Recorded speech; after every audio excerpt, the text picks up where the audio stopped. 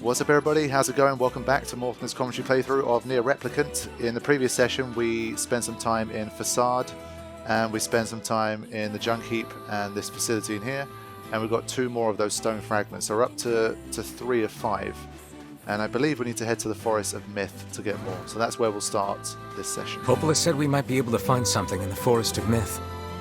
You will forgive me if I seem less than enthusiastic about such a trip. Yeah. Last time it was very interesting in the Forest of Myth. We had to do a lot of reading, and there was like riddles and all that kind of stuff. So let's see what we got this time. I think this time round I'm gonna take the long route because I think the chest would have respawned. Yeah, the boxes, sorry. And I can fill up my inventory once again.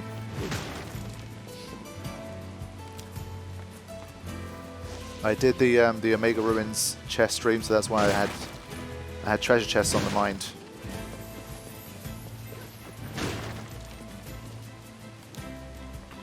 We finally managed to do it after over like 15 years of playing Final Fantasy X. I managed to get all 12 of the Omega Ruins chests in the live stream thanks to the community. So that was a fun night.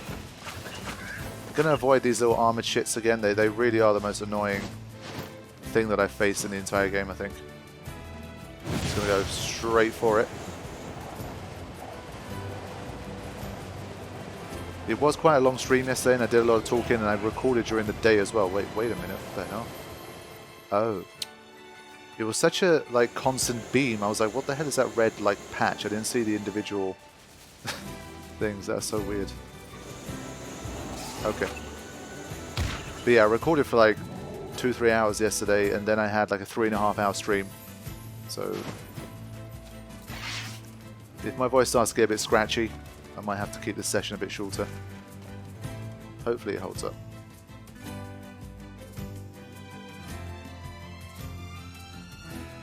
Especially if it's one where I have to do a ton of reading.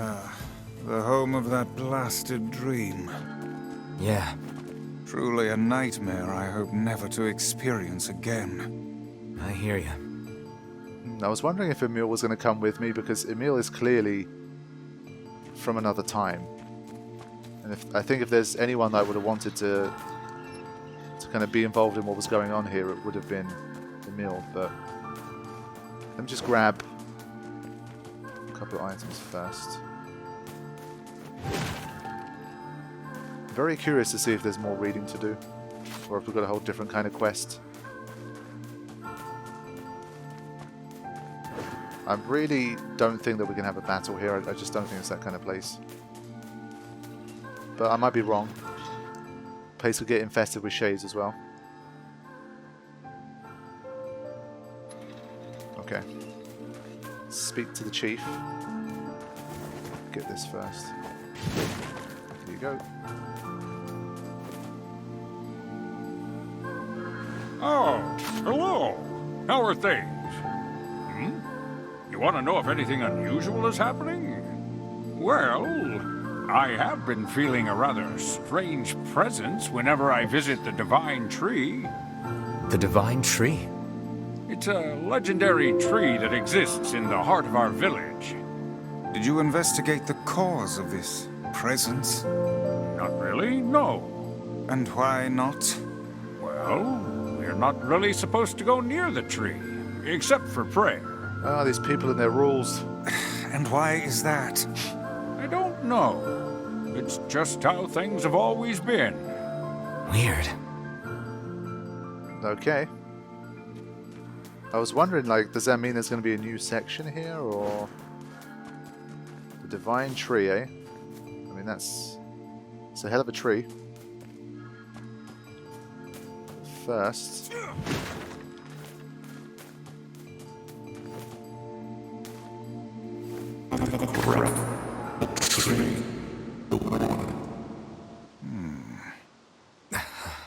Why do we seem to encounter nothing but odd people lately? You should talk, Vice. As if Grimoire Weiss is capable of spouting such nonsense. Hang on. I don't think it's done.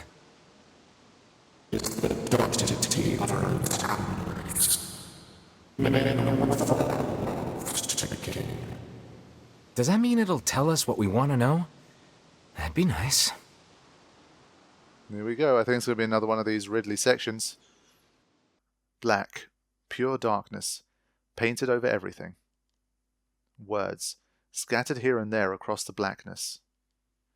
Kind words, difficult words, amorous words, all sparkling in the dark like jewels. The words were few now, but time was shorter. Grabbing the words in desperation, the tree turned to the sky. "This is wrong," whispered the tree, in the voice of wind through the leaves. "This is not how it was supposed to be. The plan has failed." Once, long ago, the tree had remembered everything about the world. This was its task, its function, its purpose. It shivered with something approaching joy as it collected the memories of mankind. This was no accident. Emotions were as much a part of the tree as root and bark. Memories collected like dew on the thick green leaves of the tree, and once they had, formed a web that spanned the entire world. Words collapsed into sunlight before passing through leaves into the pool of memory.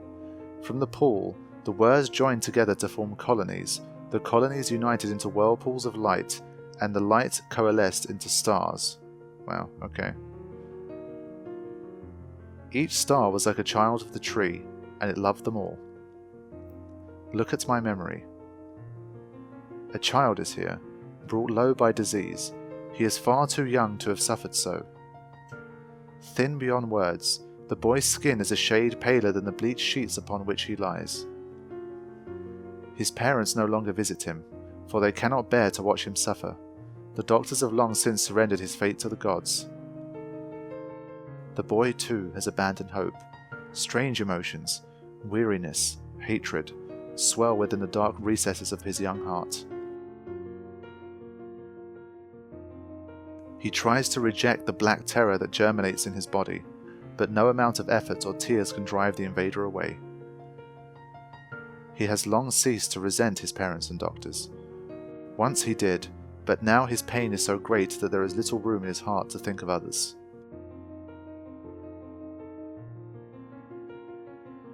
Only one person brings the boy comfort, a healthy young girl with tan skin and deep brown eyes. She is a beacon of brightness and light in the boy's world. Her very presence is comfort to him. But he is unable to look upon her face. Whenever they meet, the boy is filled with loathing for his own state. Soon, this loathing eats away at what joy he receives from the girl's visits. The girl will stop coming. He knows this. His every waking moment is spent in fear of this day. He thinks that if he could talk to her, if he could tell her of his feelings, this might not be so. But this conversation never happens. The girl disappears. The boy dies alone. The tree scoops up this memory and carefully stores it within itself. Etched upon it is a single word: envy. Look at my memory. There is a female warrior. Her greatest enemy is a beast with red eyes that she cannot fully comprehend. When she strikes it with her sword, it turns into a pillar of salt and dies. But when the white smoke clears, a new enemy arises. And another. And another. The warrior knows that her struggle is folly, but fighting the unending stream of enemies fills her with a sense of joy and purpose. Somewhere deep in the warrior's drug-addled mind lies a vague memory of a daughter. Perhaps the child exists only in her head, the dying remnants of a powerful dream. She does not know. Her friends and fellow warriors come and go. Some flee in terror, some are eaten. She began the fight with 63 companions, but most are gone now. The warrior's body shudders. She does not understand why at first. By the time she hears the fierce, low sound, the arena is already enclosed in darkness. Looking up, the warrior sees a beast so large that it blocks out the sky. She is laughing. She has been doing so for as long as she can remember. Covered in blood and dirt, the warrior laughs. She laughs and laughs until the town that contains her daughter collapses into a pile of dust. This memory has been stored for a long time. It is etched with a single word: loss. Look at my memory. A red dragon falls from the heavens. Ah, that memory has been lost. A shame. It was a favorite of mine. After many centuries of existence, the tree saw that its carefully labeled memories were beginning to dwindle. Once seemingly infinite, the memories now seemed ready to disappear forever. The tree did not feel sadness at this. Grief was an emotion beyond its comprehension. It did, however, have a distinct feeling that something was missing. The mountain of memories it had so carefully assembled had disappeared. The tree stretched its branches as far as it could, but new memories refused to flow. The pool of memories was a black, empty pit, a hollow place where life had once flourished. The tree had lost its purpose. There was nothing to be done but sift through the few remaining memories littering the ground under its branches. This is why the tree was pleased when the young man and his companion entered the room. Well, this place is gloomy as hell. The room Burke had entered was almost completely empty. All he could see were a few crystals scattered haphazardly on the ground. Picking up one of the crystals and peering into it, Burke suddenly saw a familiar light. It was the forest of myth, its villagers prisoners of their own dreams. I apologize, the tree thought. That is all that remains. As Burke stared at the jewel, bewildered, a voice suddenly called out from the depths of his mind. The voice implored them to listen. It was an order. Following it was mandatory. Abruptly, the pair realized that they must listen. They must listen. Look there. A small shadowy presence appeared from beneath the floor. It appeared to be a shade. The shade grasped several jewels in its hand. More jewels tumbled out of its mouth like shards of broken teeth, sights and sounds tinkling from each one before vanishing forever. The creature was abusing the memories, treating the precious objects like a collection of cheap playroom toys. This shade appears to be consuming the memories. These things eat memories? The tree extended a branch towards Burke. Without a second thought, Burke brought his blade down on the shade, tearing its stomach wide. Jewels burst from the shade and poured across the chamber floor. Look, thought the tree. There is a conviction memory I had lost, and satisfaction, and many others as well. Yes, this is good. The tree opened its mouth and attempted to speak, but no sound emerged. A millennium of silence and solitude had caused the tree to forget certain things, but rather than be upset, it greeted the development with good cheer. Focusing all its power on the riddle of speech, the tree formed a kind of makeshift vocal cord and tried again. Ahem. I implore.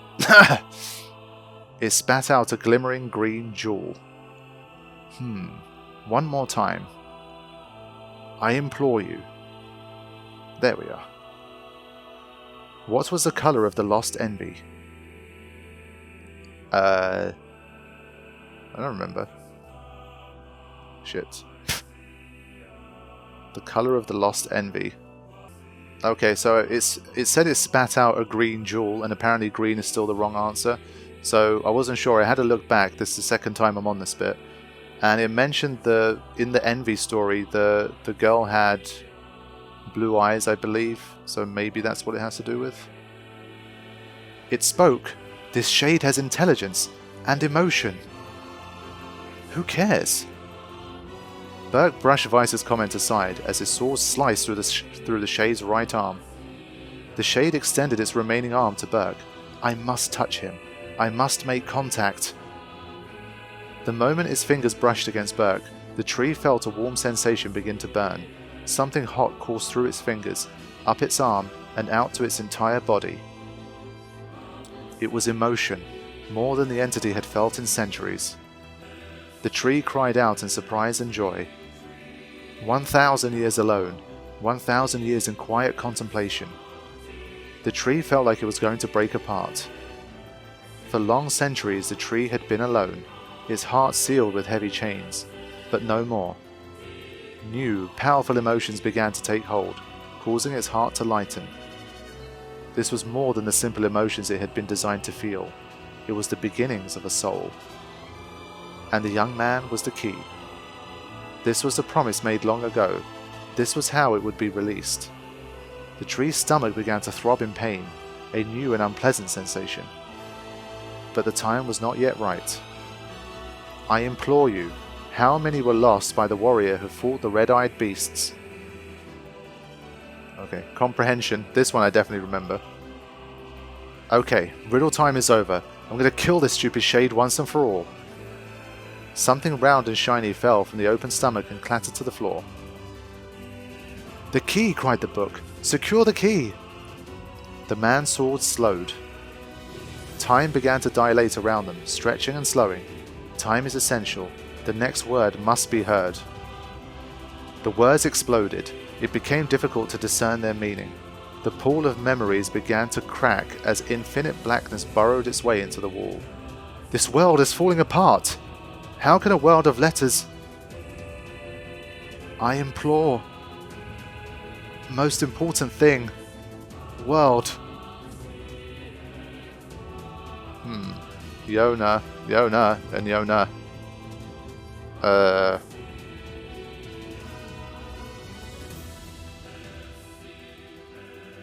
Was it right enough? The light was complete. The memories disappeared. The tree's identity began to dissolve.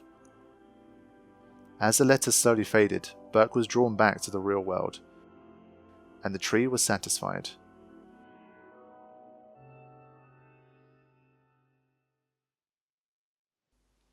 At least it wasn't as long as some of the previous stuff. What in the... I never realized shades were capable of rational thought. I don't care if they can tap dance and play the fiddle. I just want to kill him without all this hassle. With the tree defeated, we no longer have to worry about being buried in its world of letters. Unless, of course, time itself begins to rewind. Well, stranger things have happened. We've got the memory key tree fragment. Okay. That one didn't take too long, thankfully. It was interesting indeed. Obviously, we've talked about from the beginning that the shades, obviously, they seem like they're human. You know, humans transformed into shades, and I guess they were trying to steal memories, which was interesting. And so maybe the shades are like, they store all the memories of the world, which... So as we're killing shades, we're killing the memories of the world too, which is kind of interesting. It makes me think, I mean, if it is something like that, it makes me think of black holes, and like how even though the whatever falls into the black holes never come back out, except in the form of like Hawking radiation or something, from what I read, in a way they will ultimately store all of the information that's ever existed in the universe. So it's kind of like existentially tragic to think, but I mean, if anyone's like savvy with their physics, they can correct me if I'm wrong, but I believe that eventually one of the fates of the universe is going to be that the black holes are basically going to devour everything in there. So everything that's ever existed is going to be devoured by a black hole. And so all of the information, all of the quote-unquote memories of the universe are going to be lost into the darkness. They're going to come back out as Hawking radiation, apparently, I believe. But it's still pretty fascinating. And maybe that's where they got it from. Maybe Popel has found some information about the Shadow Lord. Let's drop by the village. Very well. So yeah, that's my dubious attempt at putting some real-world physics into the story. Maybe that's what inspired Yoko Taro, I don't know. If we're having like a memories lost to the darkness kind of situation. Okay, the gang's back. I think it's nice that we had a different type of quest again. Obviously, when you have like 5 pieces to get, and every single one is just like go to a place, fight a boss, get the key. Like, I think it's nice at least one of them is different. Shades. Just destroying their memories, you know. Who needs them? Memories are nice, but that's all they are, right? Oh, nice. Damn. I don't know if the ball's getting some new moves as we progress through the game as well.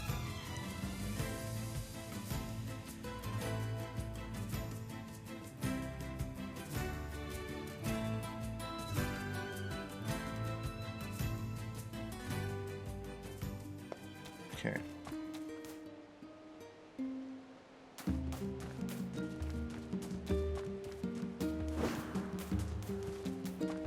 Then again, that's going to disappear anyway, so just screw it.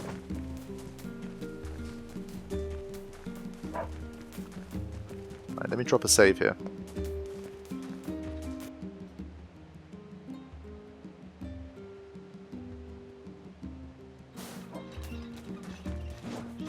Okay. I don't remember if I planted anything. I don't think I did.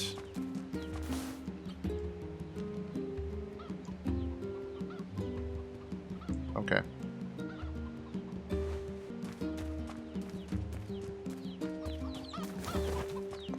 Let me check back inside the house. Sometimes we get some freebies here. I always forget to do that. There you go. I really got to remember to do that. Look at all of this.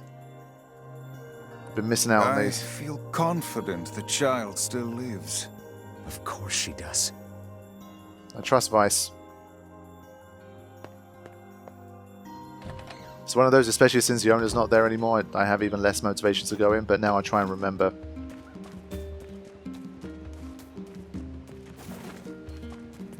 Okay, let's see if we can get a clue about the final location.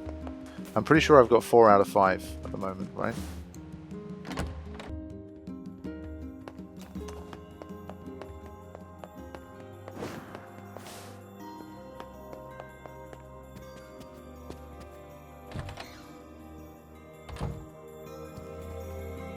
Learned anything new about the Shadow Lord's key, Popola? You know, I was just going to talk to you about that. You remember the Aerie, right? That's the one place we haven't been. That depressing shell of a village? Not so much anymore, it sounds like. I just got this letter from the village chief. Have a look. My greetings to you and your village. I hope everything's going well. Our village has shut itself away from the world for far too many years, and we have therefore decided it's time to change our ways. As part of this endeavour, we have resolved to establish a shop within the village. It is now open for business, and I look forward to seeing a great many customers visit from all over the world. With regards to the sacrifice keyword you wrote about, one of our villagers claimed to know the meaning behind the term. You are more than welcome to speak with him on the matter as part of your visit to the Aerie. Wow. Okay. Sacrifice? Isn't that the name of one of the key fragments? That's right. I've been trading notes with leaders from every town in the land. You're amazing, Popola. This entire affair strikes me as a bit too convenient. True. I'm afraid Grimoire Vice is correct. Wow, full name. What do you mean? I kind of expected him to be like, there you go, someone finally using my full name. The Aerie has been shut off from the world for years. And now they've not only opened trade routes, but they freely exchange information about the Shadow Lord. True. I agree. It seems rather unnatural. And dangerous. You're overthinking it. Besides, I don't care if it's dangerous. I won't get Yona back by just sitting around and waiting. If there are shades there, I'll just kill him and be done with it. Oh dear. Well, if that's the way you feel, I guess I won't stop you. Try speaking with the chief when you get there. Oh boy. You can sort of see the slow descent into potential chaos once we get really towards the apex of this game. I mean, he's so focused on his goal that finding out more about shades and the fact that there's more to them than the darkness that meets the eye, he just doesn't give a shit. He just wants to kill them all.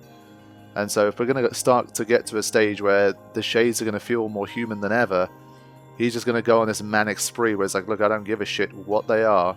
I don't care if they contain the entire memories of the world.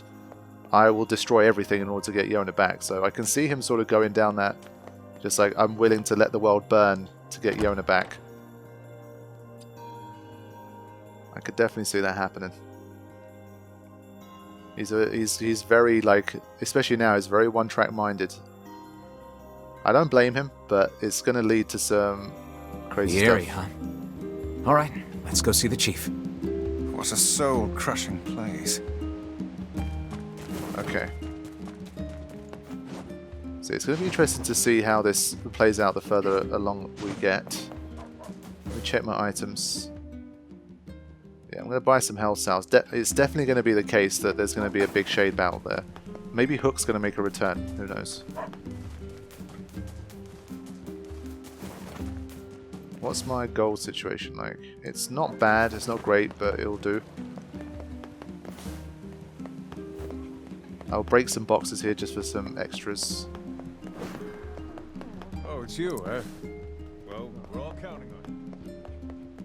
I think any weapon that can be brought from the shop, once I do enough quests, I should have the gold to do it. So that's going to be on the B ending playthrough. Shop here more often, yeah? I'm damn near broke. Okay, so I've done my shopping. I should be ready to go. Let me get the boxes up here, and then I can see... I should be able to fast travel to the Aerie, right? And then we can kick things off.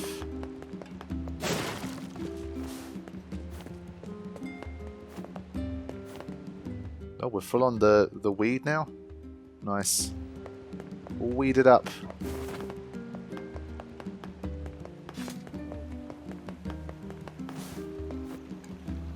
Oh there, getting up. Ah, man.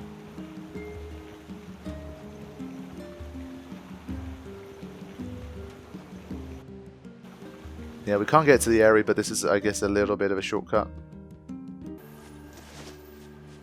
Alright, let's go.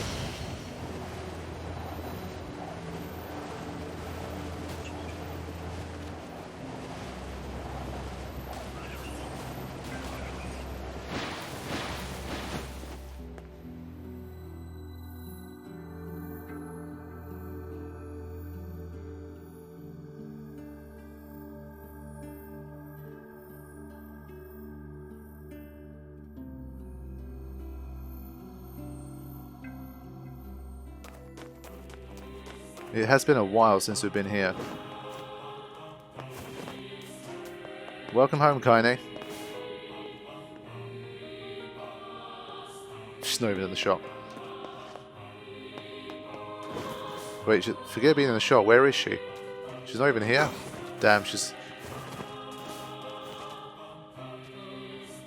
I thought she'd at least be in this part of it since she actually lived here.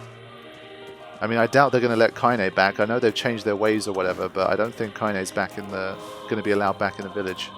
Or at least welcomed back. And even the bats that we had here before, they're gone.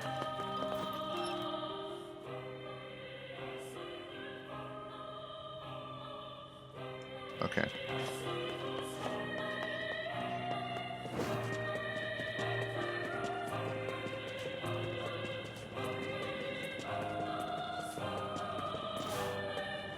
Yeah, I'm gonna have to visit the chief again, so we'll take the short path.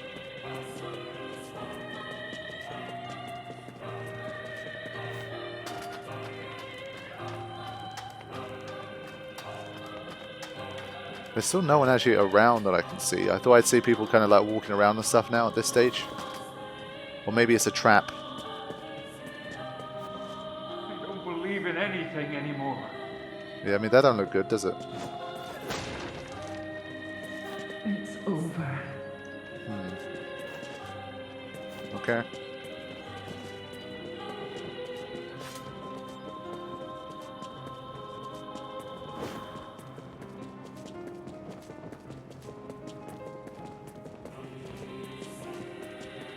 Let's see what the deal is here. This isn't quite the transformation I was expecting. Hello? We're here from Popola's village. It's all over. We came to ask about the letter you sent. Our days are numbered. Our village is doomed. As cheerful as ever, it seems. So I guess it wasn't him sending the letters? You're the one who wrote the letter, right? I don't know about any letter. There you go. What the hell is going on here? It may be faster for us to take our inquiries elsewhere. Let us ask around. Someone must know something.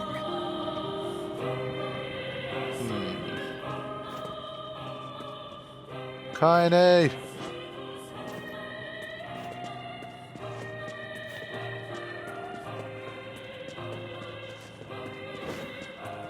Well, there are some people down there, right? This village is finished. Let's just head closer towards it if we can. We can't. I'm scared.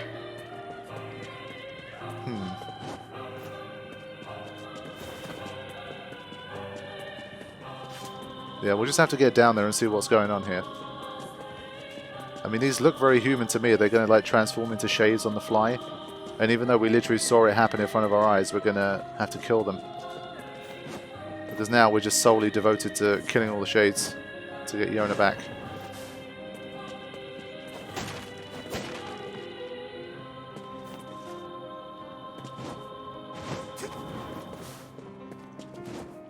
It's a weird old place to navigate. Okay, let's see what's going on here.